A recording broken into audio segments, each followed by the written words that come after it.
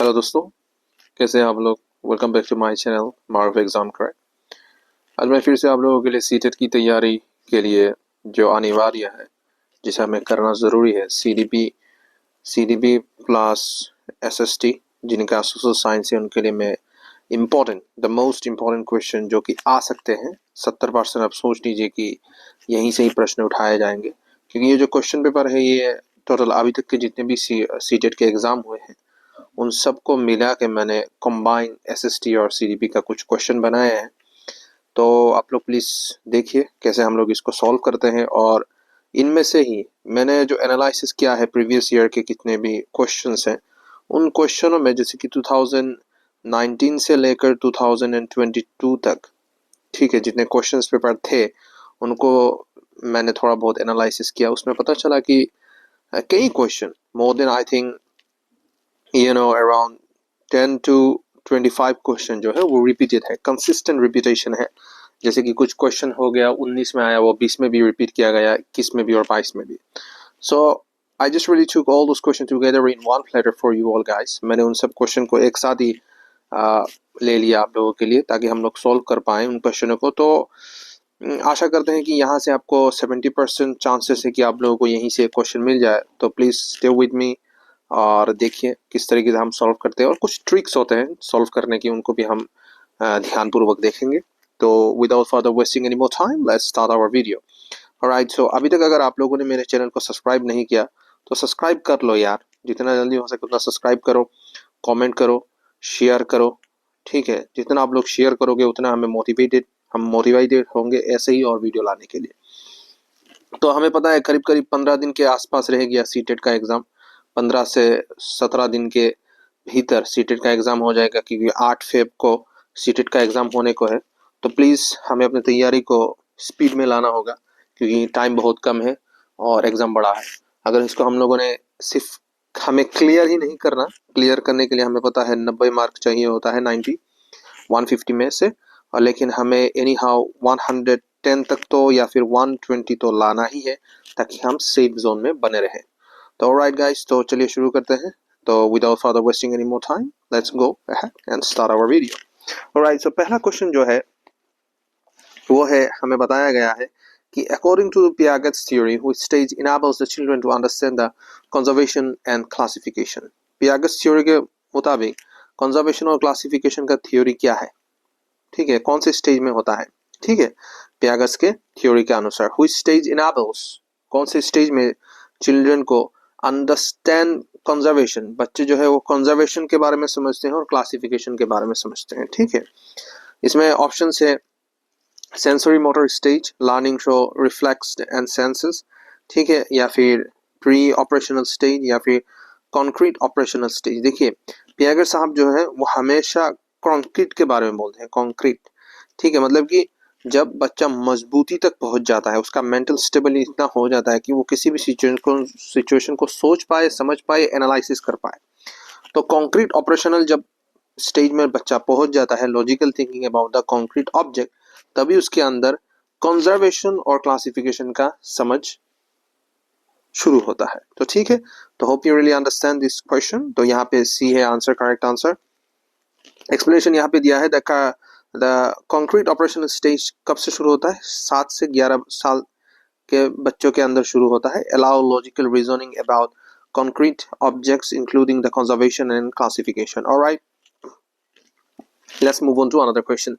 The zonal proximal development highlight the role of, देखिए zonal proximal development किन्होंने दिया था, लावाइगोस्की ने दिया था, हमें पता है, ठीक है। zonal proximal development ZPD highlight the role, कौन से रोल को हाईलाइट करता है ZPD, ठीक है।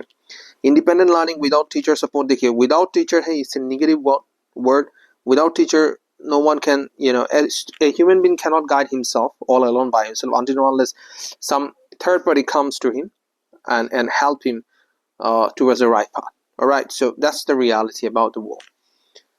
इस दुनिया में एक तरीका है कि देखिए कोई भी इंसान सेल्फ डिपेंडेंट हो नहीं पाता, क्योंकि जब उसका जन्म होता है वो डिपेंडेंट होता है अपने पेरेंट्स के ऊपर।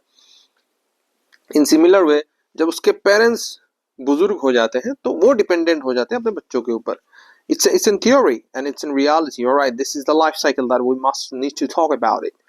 तो ये है, ठीक है। तो इंडिपेंडेंट जो है यहाँ का इंडिपेंडेंट लर्निंग हो ही नहीं सकता, ठीक है। उसको सिखाना पड़ेगा, सिखाने के लिए टीचर्स का होना जरूरी है। तो विदाउट कह दिया तो ये निगेटिव वर्ड हो गया, तो इसीलिए हम पहले ही एलिमिनेट कर देंगे। The gap between the actual and the potential development with guidance. देखिए प्रॉक्सिमल डेवलपमेंट क्या चीज को हाईलाइट करता है? गैप को हाईलाइट करता है। किस चीज के गैप को? Actual and potential development gap के बारे में जोनल प्रॉक्सिमल डेवलपमेंट बात करता है, ठीक है। तो आंसर इज बी।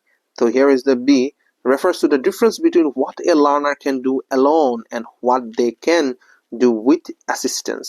एक बच्चा अकेले में क्या सीख सकता है और टीचर के संगत में रह के क्या सीख सकता है, इसी भिन्न दो स्थिति के बारे में जोन ऑफ प्रॉक्सिमल डेवलपमेंट हमें बताता है। Let's go ahead. The main aim of the formative assessment is to, हमारा जो मेन एम है फॉर्मेटिव असेसमेंट का, उसका कारण क्या है, उसका सही मार्क क्या है, ठीक है। Improve learning through continuous feedback, यही करेक्ट होगा, क्योंकि फॉर्मेटिव असेसमेंट का काम ही है हर वक्त फीडबैक देना, ठीक है। फॉर एग्जाम्पल कोई स्टूडेंट है, ठीक है, बच्चा है, वो स्कूल में पढ़ रहा है, ठीक है। अब वो करता ही जा रहा है होमवर्क, आप उसको देते रह रहे हो, वो करता ही जा रहा है, लेकिन उसका कोई रिजल्ट नहीं आ रहा है। क्यों? क्योंकि आप उसको फीडबैक नहीं दे रहे हो, ठीक है। अगर बच्चे ने कुछ गलती की है पढ़ाई में, तो आप उसको फीडबैक दो। फीडबैक किस तरीके से? बेटा आपने ये गलती की है, आपको इसको सुधारना होगा। यू नीड टू स्कैफोल्डिंग, आप उसको सिखाओ, आप उससे सीखो, ठीक है। यही कहा था ना। तो यही है कि अगर किसी बच्चे को आप फीडबैक देना शुरू करोगे तो वो इंप्रूवमेंट की ओर बढ़ेगा। तो improve learning through continuous feedback, तो इसी को कहते हैं हम formative assessment learning. Alright, feedback देखिए यहाँ पे लिखा है feedback during learning to improve the teaching and student performance. All right, let's go ahead. Question number 4 है inclusive education primarily focus on। inclusive education के बारे में पूछा है, ठीक है। किस चीज के ऊपर ज्यादा फोकस करता है inclusive education?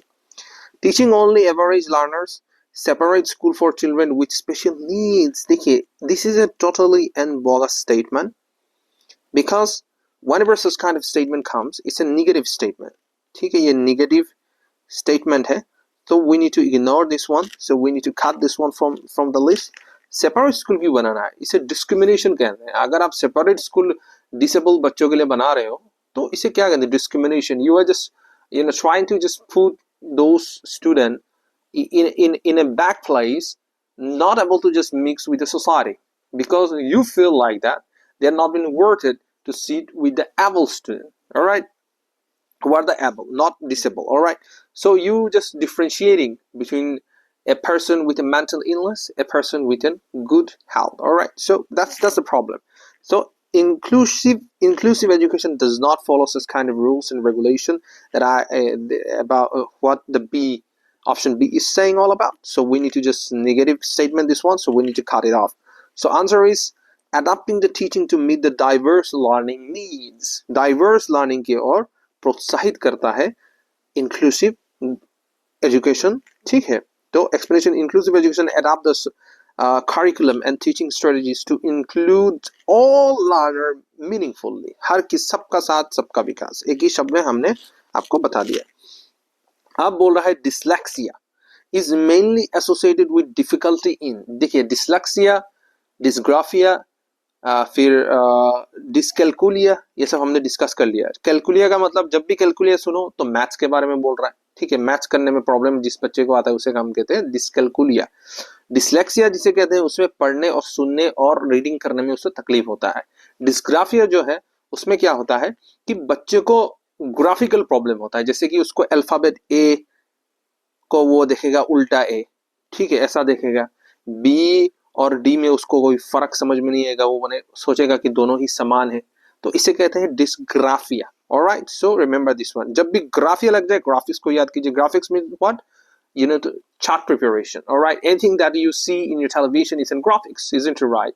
If you say in scientific word, it is known as a graphical demonstration of any kind of work in the television is said to be known as a graphical work. All right, or any kind of work that you see in in theater, or might be, you know, in your tab or mobile phones. Those are graphics. So graphic का मतलब क्या है? Alphabet is a graphics, all right, a graphic representation in a word or in a page, all right. So ये है. So dyslexia is mainly associated with difficulty in क्या है? Reading accuracy and spelling. ठीक है, समझ में आ गया ना? पढ़ने लिखने में दुविधा होता है डिसलेक्सिया में. नेक्स्ट क्वेश्चन क्या है? Constructive teaching emphasise. देखिए, कंस्ट्रक्टिव मतलब बनाकर सिखाना. कंस्ट्रक्टिव टीचिंग किस चीज को एम्फसाइज करता है, किस चीज को प्रोत्साहित करता है? Passive listening by student, rote memorising of fact, active learner participation. Exactly this is the correct answer. Constructive learning किस चीज को प्रोत्साहित करता है? एक्टिव लर्निंग पार्टिसिपेशन को. ठीक है. What is the primary source in history? History textbook, teachers notes, archaeological artifact. देखिए, इसमें इसका आंसर आप सबको बताएं. Which is the primary source in history? Primary पूछा है. सभी तो historical मतलब की sources है, लेकिन primary क्या है? Textbooks, teachers notes और या फिर archaeological artifact. क्या होगा? अगर primary source के बारे में पूछा जा रहा है तो obviously history textbooks ही हमारे प्राइमरी सोर्सेस है. सॉरी, प्राइमरी सोर्सेस मतलब कि आर्कोलॉजिकल साइट्स जो है वो हमारे प्राइमरी सोर्स होते हैं हिस्ट्री के. Alright, so remember this one. A large scale map shows. ठीक है, एक बड़ा लार्ज स्केल मैप क्या शो करता है? Large area with less detail, small area with more detail, equal detail regardless of scale, only political boundaries. जब भी only आ जाए इट्स अ नेगेटिव. ओनली कभी नहीं होता. All of them, only, that, ये सब क्या है? ट्रिकी क्वेश्चंस होते हैं. तो ओनली देख लिया तो ओनली यही है कह रहा है तो गलत हो जाएगा. ठीक है, इसके हम काट देंगे. तो हमारा आंसर जो होगा ये. A large scale map show क्या करता है? Small area with more detail. छोटा एरिया दिखाता है लेकिन ज्यादा डिटेल होता है. ठीक है. नेक्स्ट क्वेश्चन क्या है? Archaeology helps historian by. Archaeology जो होता है वो हिस्टोरियन को किस प्रकार मदद करता है? ठीक है. Replacing writing record या फिर providing material evidence of the past, ignoring prehistoric culture. देखिए, ignoring आ गया तो इसको काट दीजिए, निगेटिव है. इग्नोर क्यों करेगा भाई? Giving only exact date, giving only कह दिया, काट दो. कोई देखो ही मत, बस काट दो. ठीक है. It's not an UPSC, it's an CTET, so you need to focus on the keywords. But in UPSC you need to focus on the keywords, but at the same time sometimes the keywords also, you know, trick you. You might really gonna feel like that in examination that this keyword is only, so I need to cut it. But in reality you should not cut it, because that keyword itself is the right answer for your options that you have in UPSC exam. I'm talking about UPSC exam, not about the CTET. So nowadays we all know that, to be honest, that every particular government examination, whether it might be in UPSC or state PCS, or might be a CTET, or might be TET of state, everyone is following the pattern of UPSC, Union Public Service Commission. So you need to just make your preparation up to that level, so you can just conquer any kind of question that really comes in your examination. So that's what I'm just trying to just build up here. वही मैं कोशिश कर रहा हूँ यहाँ पे बनाने की, आप लोगों की और हमारी भी. So इसका आंसर क्या होगा? Providing material evidence of the past. Alright, archaeology क्या होता है? Providing material evidence of the past. For example, Harappan site हो गया, मोहनजोदारो हो गया. ठीक है, ये सब क्या है? साइट से, आर्कोलॉजिकल साइट से खुदाई करके निकाला गया sites. Voting in an electronic election reflects क्या होता है? जो वोटिंग किया जाता है इलेक्शन में, ये किस चीज को रिफ्लेक्ट करता है? ठीक है, किस चीज को दिखाता है? Legal duty only. देखिए, लीगल ड्यूटी ओनली क्यों होगा? लीगल ड्यूटी है लेकिन ओनली नहीं होगा, काट दो. Civic responsibility, exactly, civic responsibility, because voting is something that is a civic responsibility of all the adult franchise in the country who are at the age of 18. It's a duty and responsibility of the country's people to go and vote for their leaders, all right, or to choose the leader by their own self, according to their own desire. So that's the most important thing. So it's a civic responsibility of the individual. That's the vote reflects all over the places in the country. Next question क्या है? Integrated teaching of the social science helps learners to. देखिए, integrated teaching किस प्रकार से social science help करता है learn सीखने में। टीचिंग ऑफ सोशल साइंस सिखाने में किस तरीके से इंटीग्रेटेड टीचिंग हेल्प करता है। मेमोराइजिंग आइसोलेटेड फैक्ट्स, ऐसा कुछ है क्या? आइसोलेटेड फैक्ट्स को क्यों मेमोराइज करवाएगा भाई? अंडरस्टैंडिंग द सब्जेक्ट सेपरेटली बिल्कुल इससे निगेटिव वर्ड, सो काट इट, सेपरेटली नहीं होता है। See connection among disciplines, yes exactly that's the duty of that. See connection among disciplines, all right, so that's the work of the social science. Integration like history, geography, civics and economics for the holistic understanding, all right. field visit in social science promotes, देखिए एक होता है कि data लेके हम लोग पढ़ते हैं, एक होता है फिजिकली। तो फिजिकली जो होता है सोशल साइंस सीखते हैं उसे कहते हैं फील्ड विजिटिंग साइट्स, ऑब्जर्वेशन जिसे हम कहते हैं, खुद जाते हैं मतलब कि प्राचीन आर्कोलॉजिकल साइट्स हो गया या फिर कुछ डेमोक्रेटिक एरियाज हो गया, कुछ हिस्टोरिकल साइट्स हो गया। क्यों जाते हैं? ताकि हम खुद से सीख पाए, जो हमने टेक्स्ट बुक्स में पढ़ा है उसे हम अपने आंखों से देख के सीख पाए, ठीक है, इसीलिए हम जाते हैं। तो इसे कहते हैं field visit social science promotes. किस चीज को प्रमोट करता है फील्ड विजिट सोशल साइंस में? रोट लर्निंग के बारे में या एक्सपीरियंशियल लर्निंग? देखिए एक्सपीरियंशियल लर्निंग को प्रमोट करता है। जितना आप जाओगे बाहर घूमोगे देखोगे तो उसमें आपका एक्सपीरियंस होगा, ठीक है, इसीलिए field visit is very important in social science learning. Remedial teaching is means for, पहले तो बात रेमेडियल मतलब क्या है? दवाइयाँ, एक तरीके से दवाई देना, ठीक है, इसे कहते हैं remedial teaching is meant for. किस चीज की ओर इशारा करता है रेमेडियल टीचिंग?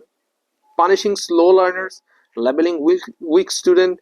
भाई पनिशमेंट जब भी आ जाए सीडीपी पे बस काट दो, ठीक है, मतलब कि सीटेड एग्जाम या फिर टेट एग्जाम पे लेबलिंग वीक स्टूडेंट। भाई लेवल क्यों करोगे कि ये बच्चा गंदा है ये बच्चा अच्छा है? थोड़ी ना हम लेबल करते हैं। If you are teacher you can't just label student on the basis of their performance, you know, everyone has to be equal in front of your eyes, rather than if rather than that you just started to discriminate among the student as this student is getting 90%, so that's why he's my favorite one, and that is getting 60%, so that's why it's not favorite of mine. So no, everyone has to be equal in front of your eyes. That's the duty of the teacher in every sector, all right, so you need to understand that one. So next क्या है? Addressing learning difficulty, exactly यही काम होता है remedial सिखाना। दवाई देना किस बात को? अगर बीमार है तो दवाई देते हैं, तो बच्चे में कुछ प्रॉब्लम है, सीखने में तकलीफ हो रहा है, इसलिए हम रेमेडियल टीचिंग को अप्रोच करते हैं। डेमोक्रेटिक क्लासरूम मैनेजमेंट इन्वॉल्व्स, देखिए डेमोक्रेटिक क्लासरूम मैनेजमेंट इन्वॉल्व्स का मतलब क्या है कि हमारा देश क्या है? डेमोक्रेसी है ना, इसमें हम अपने नेताओं को चुनते हैं। तो डेमोक्रेटिक क्लासरूम के बारे में पूछ रहा है तो क्या होगा? ठीक है, सीधा सा आंसर है student participation in rule making. Obviously monitor बनाते हो ना, सबका साथ सबका वोट लगे ही तो हम मॉनिटर बनाते ना। मैं भी पहले कभी स्कूल में मॉनिटर बना था, as well as I also was an house captain of my in my school for Shivaji House, so I used to be the house captain of my house, Shivaji House, to be honest. So it's really been very exciting moment at the time. So students participation in rule making, हम बच्चों को सिखाते हैं कि अब ऐसे ही कोई teacher random से किसी बच्चे को नहीं उठाता कि भाई तुम मॉडरेटर बन जाओ। टीचर भी क्या करता है आजकल के जमाने में कि उठाता है 2-3 बच्चों को, उनमें से बोलता है किसको आप लोगों को ज्यादा पसंद है उनको वोट दीजिए, उसी वोट के आधार पर मॉनिटर बनाया जाता है। सो क्या सिखाता है उससे हमें क्या सीख मिलती है कि student participation in rule making, ठीक है। स्कैफोल्डिंग रेफर्स टू, देखिए स्कैफोल्डिंग का मतलब क्या है, हम सबको पता है। स्कैफोल्डिंग मतलब कि सहारा देना बच्चों को, ठीक है, बच्चों को पोलाइटली हेल्प करना उसके पढ़ने में, ठीक है। जैसे कि कोई बच्चे ने कुछ गलती कर दी तो उसको मदद करो यार, हेल्प करो कि बेटा कोई बात नहीं, इस तरीके से लिख लो, कोई बात नहीं ऐसे कर लो, कोई बात नहीं यहाँ पे जाओ, कोई बात नहीं इस तरीके से पढ़ लो। कहीं पे भी दुविधा आ जाए बच्चे को, उसको मदद करके आगे बढ़ाना, ठीक है, उसी को कहते हैं स्कैफोल्डिंग। परमानेंट टीचिंग हेल्प नहीं, परमानेंट कभी नहीं होता। एक समय बच्चा इंडिपेंडेंट हो जाएगा, अपने से सीख लेगा। क्या है? Temporary support gradually withdrawn, exactly temporary support होता है, ठीक है, और धीरे धीरे जब बच्चा सीखने लगता है तो हम अपने हाथ को हटा देते हैं। पहले देखिए स्कूल में क्या होता था कि हम टीचर्स हमें डिक्टेट कर देते, हम लिखते थे, कभी कभी स्पेलिंग भी हमें बोल देते थे, ब्लैक बोर्ड में लिखा के दे देते हैं, क्योंकि तब हम डिपेंडेंट थे। इसे कहते हैं स्कैफोल्डिंग। जैसे ही हम क्लास 10 के बाद 10th में उठ गए, 11 में आ गए, 12 में आ गए, तब हमें डिक्टेट करते भी नहीं थे, ठीक है, और ब्लैक बोर्ड में लिखना तो दूर की बात, लिखने से लिखो, ना लिखने से नहीं। अगर स्पेलिंग गलती हो जाता तो डांट पड़ती थी, क्योंकि आप बड़े हो चुके हो, ठीक है। You can just handle yourself, rather than just depending on the teacher in every aspect. Yeah, teacher is at the time teacher is helping you, scaffolding you to just understand the lesson, rather than just giving you the dictation and just telling you the spelling and all the stuff. It is not the work of the teacher at the time. College में जब आप जाओगे, देखिए professor क्या करता है, सिर्फ समझा के देता है, बाकी सब आपका काम है भाई, नोट्स बनाना, सीखना, एग्जाम देना।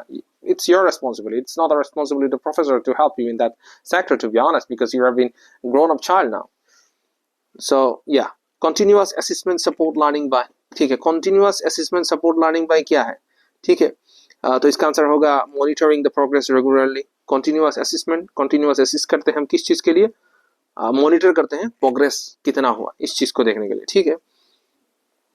Teaching chronology is best done using, ठीक है, टीचिंग क्रोनोलॉजी है जो है वो बेस्ट डन यूजिंग कौन से चीज से या फिर अस्त्र से हम लोग देख सकते हैं टीचिंग क्रोनोलॉजी को, ठीक है, या फिर मेजर कर सकते हैं, ठीक है। तो ये होगा time lines and story telling, alright.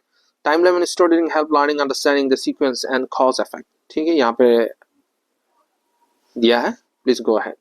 According to the Thomas and Chess, children's temperament types include introvert, extrovert, ठीक है। इंट्रोवर्ट मतलब,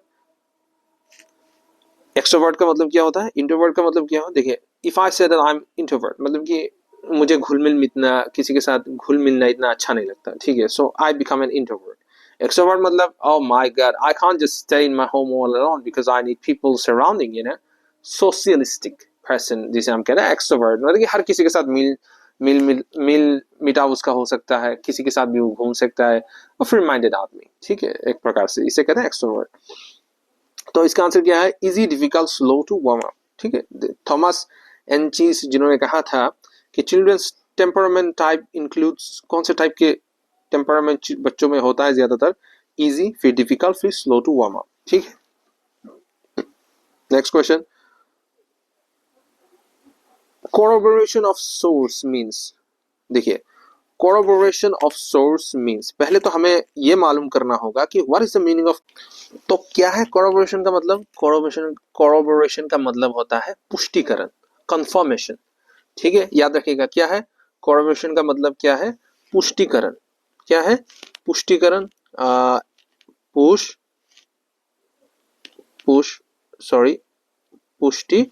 पुष्टिकरण, ठीक है, पुष्टिकरण कहते हैं जिसे, ठीक है। कंफर्मेशन होना, कंफर्म होना कि यही है, ठीक है, कंफर्मेशन होना, ठीक है, पुष्टिकरण करना, कंफर्मेशन होना। कोरोबोरेशन का मतलब क्या है, पुष्टिकरण करना या कंफर्मेशन करना ऑफ सोर्स मीन, तो क्या कहा जाता है इसको, ठीक है, कंपेयरिंग मल्टीपल सोर्सेस को कहा जाता है कोरोबोरेशन, ठीक है, कंफर्म करना। नेक्स्ट क्वेश्चन क्या है, to check consistency across multiple sources, इस चीज को चेक करने के लिए, ठीक है, remember this one, the highest level in Bloom's revised taxonomy is, ठीक है। अब इस चीज को ध्यान से समझिए, इसका मतलब क्या है, इसका मतलब है कि combining different source of information in one platter, all right, so high level of Bloom revised taxonomy का मतलब क्या है, मैंने आप लोगों को कह दिया, involve generation new ideas, ठीक है, designing solution हो गया, और producing original work by putting element together to form an क्या, to form an stage, all right, तो क्या है इसके मतलब कि हर चीज को, मतलब कि क्या करना है कि इंफॉर्मेशन, कॉन्सेप्ट और skill from various sources to build something new and original, ठीक है, क्या करना है कि हम क्या करते हैं कि डिफरेंट तरीके से जितने भी इंफॉर्मेशन होता है उसको हम गैदर करते हैं, ठीक है, एक जगह पे हम लोग जमाते हैं, उसके बाद हम उसका ऊपर एक क्या लिखते हैं, तात्पर्य लिखते हैं, या फिर हम उसके ऊपर एक सॉल्यूशन देते हैं, अपना मत रखते हैं, ठीक है, तो इसी को कहता है ब्लूम रिवाइज्ड टैक्सोनॉमी इज, क्या है, ठीक है। तो मैंने पहले क्या बोला कि इंफॉर्मेशन को, कुछ चीज को बनाना, ठीक है, डिफरेंट तरीके के इंफॉर्मेशन को एकजुट करके, तो इसको कहते हैं टैक्सोनॉमी, रिवाइज्ड टैक्सोनॉमी, ठीक है। तो इसमें क्या है ऑप्शन, रिमेम्बरिंग नहीं होगा, अंडरस्टैंडिंग भी नहीं होगा, अप्लाइंग भी नहीं होगा, क्या होगा, क्रिएटिंग। क्या कहा था मैंने, बनाना। तो याद रखिए ये वेरी टफ क्वेश्चन है। I hope this question might would not come in upcoming test, CTET examination in Feb of 8 2026. So I hope I just really able to make you understand. आशा करता हूँ आपको ये समझ में आ गया मैं क्या कहना चाहता हूँ। तो अगर आप लोगों को और भी कोई डाउट हो, please go ahead in the comment section and ask me, I am ready to just help you. तो प्लीज मेरे वीडियो को लाइक कीजिए, शेयर कीजिए और अपने दोस्तों के साथ शेयर कीजिए और प्रिपरेशन जारी रखिए, क्योंकि एग्जाम आने वाला है। We must need to crack this examination at any cost, because life is all about race. You need to run faster than everyone who is just changing you in your back. So you can't just let yourself down. You need to be very enthusiastic, uh, very fast, and at the same time you need to be pious and piety. At the same time you need to be very persistence, has to have persistence and willpower in every aspect of your life. Alright, so आशा करता हूँ आप लोगों को दोस्तों ये video अच्छी लगी। अगर आप लोग अच्छी लगी, go ahead, subscribe, like and share with your friends. Alright, see you in another video. Bye bye, have a nice day.